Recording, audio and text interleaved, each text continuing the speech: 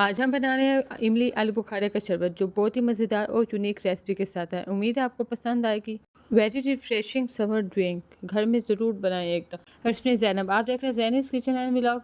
इस वीडियो में आप जानेंगे कि इमली आलू बुखारे का शरबत कैसे बनाया जाए और इसे सेव कर किस तरीके से किया जा सकता है। सबसे पहले इमली और आलू बुखारे को हमने एक जितनी मिकदार में ले लेना है, पाव पाव या आधा आधा किलो। ये क्वांटिटी आप पर है कि आप कितनी क्वांटिटी में बनाना चाहेंगे। फिर हमने एक कढ़ाई या किसी बर्तन में डाल के इसे बॉईल कर लेना है। जैसे ही नरम हो जाए यानी सॉफ्ट हो जाए, इसे प्रेस करना है किसी चमचे की मदद से। साथ ही हमने काला नमक ऐड कर देना है और हमने इसे ठंडा होने के लिए रख देना है। जैसे ही ठंडा हो जाए हमने जाली एक स्ट्रेनर लेना है, या जाली हो जाए या बास्केट हो जाए, जो भी आपको इजी लगे, हमने स्ट्रेन कर देना है सारा, ताकि इसका सारा पल्प और जूस सेपरेट हो जाए। और गुठलियों को हमने अलग कर लेना है। पहले मैंने ये जाली ली यानी स्ट्रेनर लिया, इसकी मदद से मैं अंदर डालती रही और जूस निकालती रही, लेकिन इससे मेरे से सही नहीं हो सका क्योंकि मैंने पल्प भी अंदर डालना था। इससे बहुत बारीक सिर्फ जूस ही आ रहा था। फिर मैंने वेजिटेबल बास्केट ली ताकि इसमें हमारा पल्प भी नीचे जाएगा, और थोड़ा सा पल्प जूस में ना हो तो जूस का मज़ा नहीं आता है, इसलिए मैंने बड़ी बास्केट ली।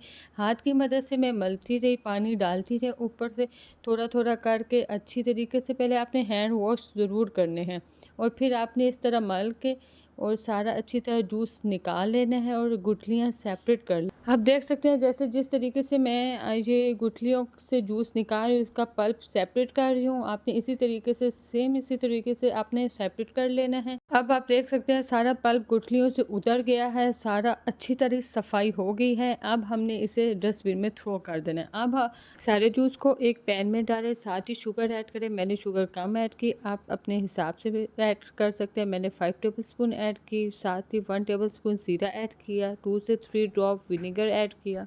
विनेगर की जगह आप लेमन जूस भी यूज़ कर सकते हैं। अगर शरबत को ज़्यादा दिन के लिए सेव करना है तो आप इन दोनों में से कोई एक चीज़ डाल सकते हैं, इससे लाइफ टाइम इसका बढ़ जाएगा। अब बारी है कि अब इसे सेव कैसे किया जाए। ये हमारा जब गाढ़ा हुआ तो हमारा रेडी हो गया। हमने इसे आइस क्यूब्स वाले बॉक्सेस में डाला और हमने इसे फ्रीज़ कर लीजिए। आप किसी बोतल में भी डाल सकते हैं। हमने इसके क्यूब्स बना लिए। जैसे ही क्यूब्स, कोई गेस्ट है, 3 से 4 क्यूब्स ग्लास में ऐड करें।